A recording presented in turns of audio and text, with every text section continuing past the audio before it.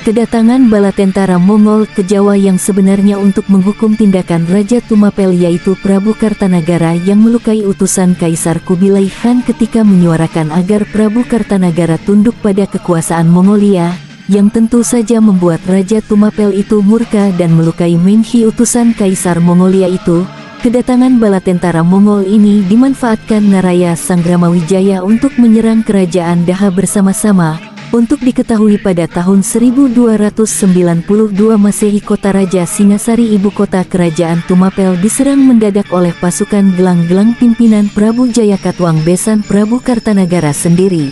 Serangan ini membuat Prabu Kartanagara gugur dan Singasari jatuh, bahkan Naraya Sangramawijaya pun jadi pelarian. Lalu atas saran Arya Wiraraja akhirnya Naraya Sangramawijaya dan pengikutnya menyerahkan diri ke Prabu Jayakatwang yang saat itu sudah kembali mendirikan Daha tanah leluhurnya dari Prabu Kertajaya.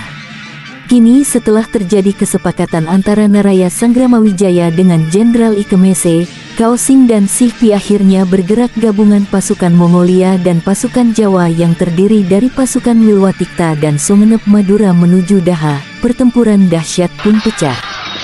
Setelah perang berlangsung sampai tengah hari, pasukan Daha mundur ke dalam bentengnya di kota Raja Daha.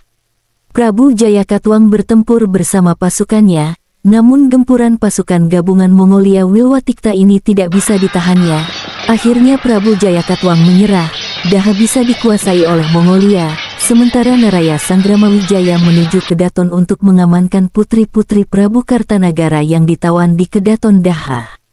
Pasukan Mongolia segera berpesta pora merayakan kemenangannya. Atas izin Jenderal Ikemese, Naraya Sangramawijaya mohon izin untuk kembali ke Alas Tarik yang saat itu sudah berdiri. Desa Wilwatikta mempersiapkan upeti untuk tanda takluk pada Kaisar Kubilai Khan. 200 orang mengawalnya menuju ke Wilwatikta.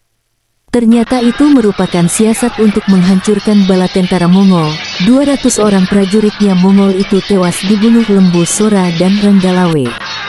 Pasukan Mongolia yang tidak siap diserang secara mendadak oleh pasukan Wilwatikta, akibatnya mereka pun kocar-kacir hingga terpaksa mundur ke kapal-kapal mereka. Di sungai pun mereka juga diserang sehingga Jenderal Ikemese, Kaosing dan Sihpi memutuskan untuk meninggalkan Jawa kembali ke Cina. Bala tentara Mongol yang terkuat di dunia pun kalah oleh pasukan Wilwatikta dan Madura.